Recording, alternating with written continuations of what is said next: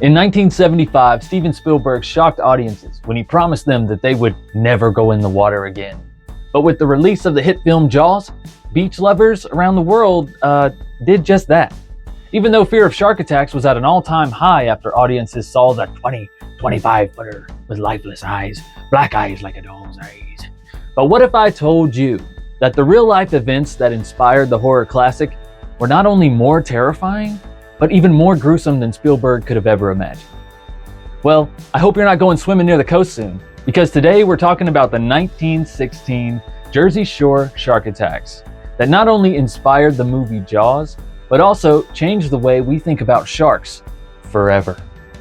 I'm your host, Michael, and this is Strange and Unexplained.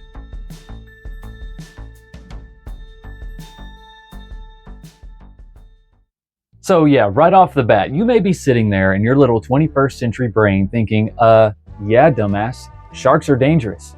But you know what? If you were alive before the summer of 1916, you would have had a very different opinion. Of course, you would also be terrified of polio, think Babe Ruth was a god, and most likely have a best friend named Ruth who's in your book club and you're reading The Secret Garden. But that doesn't matter. Anyways, the point is, you would think that sharks are docile, maybe even fearful creatures who would never, ever attack a human. Well, that was at least until July 1st, 1916, when 28-year-old Charles Van Sant was vacationing with his family in Beach Haven, New Jersey. While playing with his dog in the water, Charles was shouting and splashing aggressively. Thinking at first he was calling for his dog, bystanders paid Charles no mind.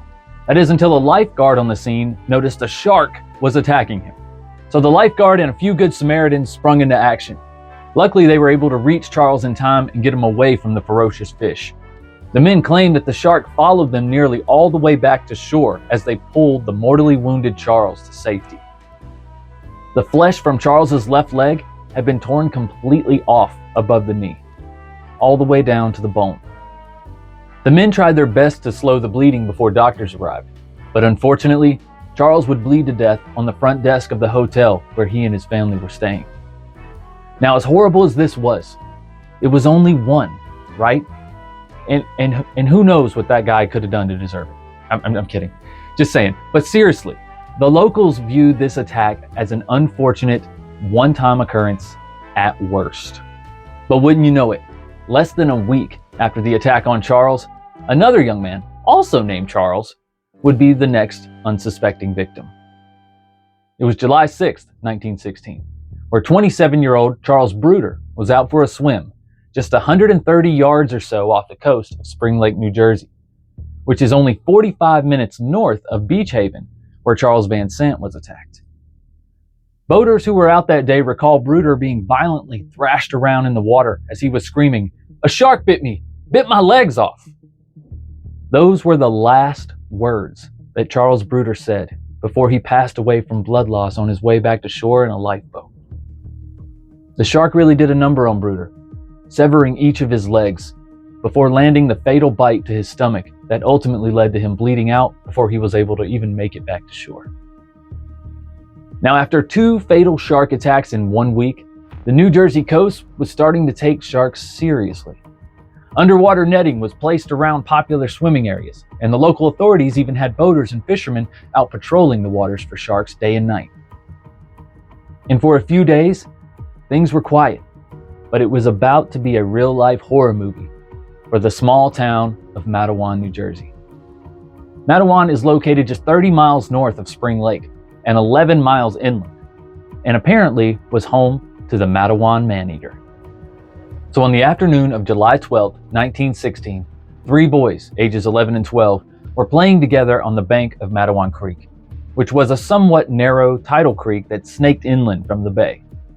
Now, as the boys played in the water, they noticed something that resembled a large log or an old board slowly floating by them, but really thought nothing of it.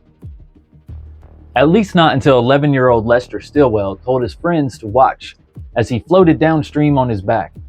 But within seconds, Lester was violently pulled under the murky water. As he screamed in agony, a red cloud of blood was forming in the water around him. The other 2 children, terrified, not knowing what to do, ran from the creek to find anyone who could save their friend.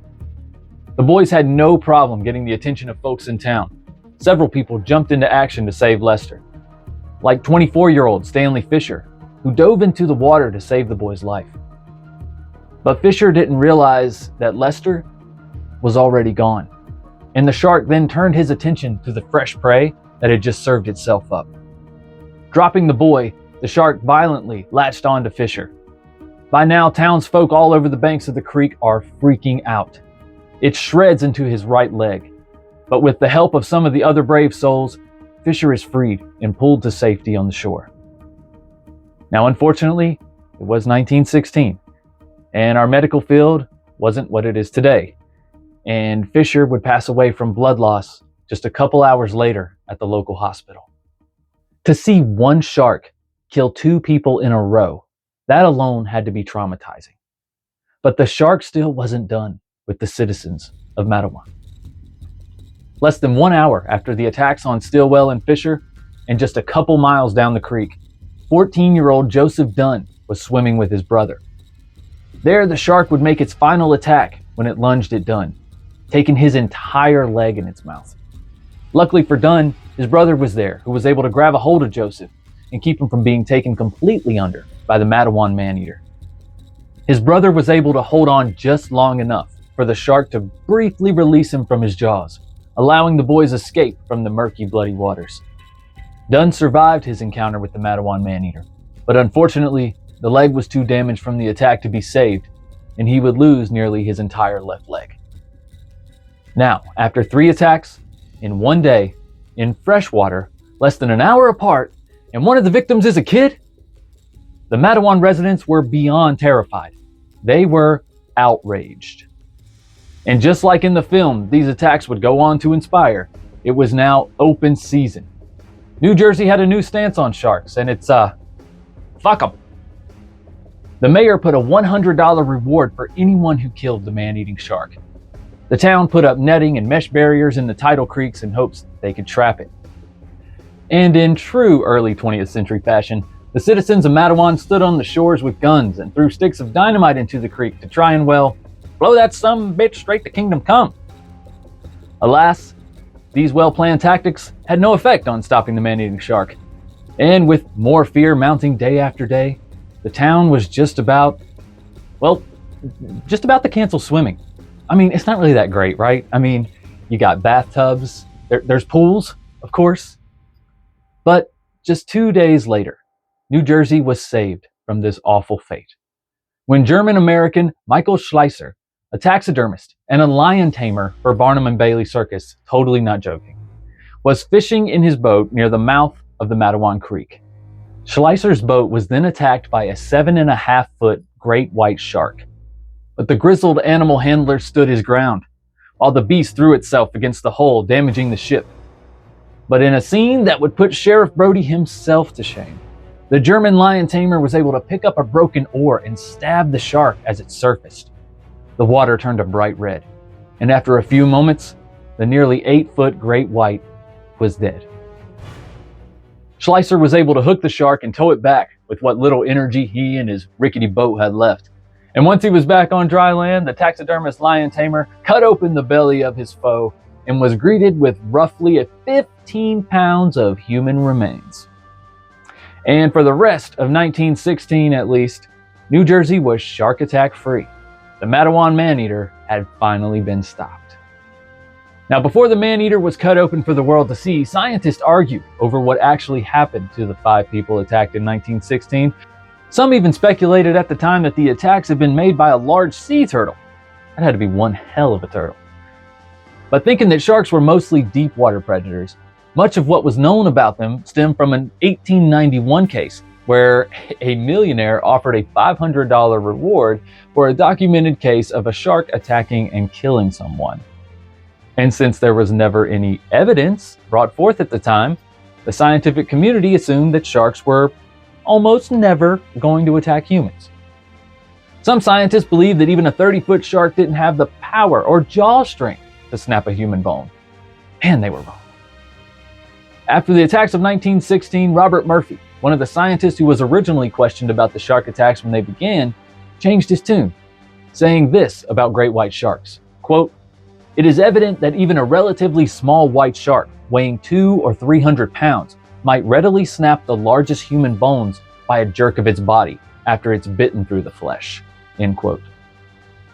Even Frederick Lucas, considered to be one of the leading experts in fish at the time, would eventually go on to publicly admit his mistakes in the studies of sharks on the cover of New York Times. The theories remain to this day whether or not this truly was the actions of one rogue shark, or if it was multiple sharks, but just one was caught. Whatever the case, the Jersey shark attacks of 1916 would go on to terrify and remind the world that you have to be careful when you swim with monsters. I don't know. Just get a nice pool, maybe a tub. Why do we gotta swim where they live? It just doesn't make sense. Just don't do it. I hope you've enjoyed this episode.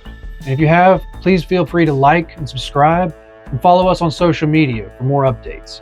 Please don't forget to look at our YouTube channel, True Crime Guys. Subscribe there for more updates and more videos just like this one as well. All right, guys, be strange, but don't be strangers. Bye. Bye.